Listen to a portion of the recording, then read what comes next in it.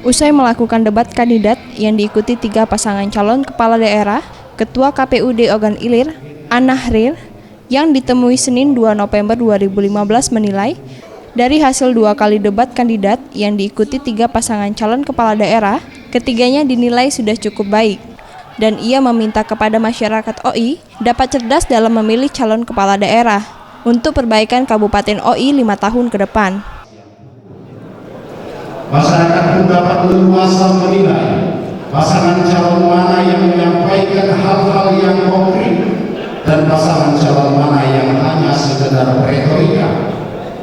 Dan Komisi Pemilihan Umum Kabupaten Ogan Ilir berharap masyarakat dapat memiliki kemampuan untuk menilai mana di antara pasangan calon ini yang pernyataannya berpotensi paling tinggi diwujudkan jika kelak mereka terpilih menjadi bupati dan wakil bupati Ogan Ilir. Usai pelaksanaan debat kandidat, ketiga pasangan calon masih memiliki kesempatan menyampaikan visi dan misi kepada masyarakat di masa kampanye yang akan berakhir 6 Desember 2015.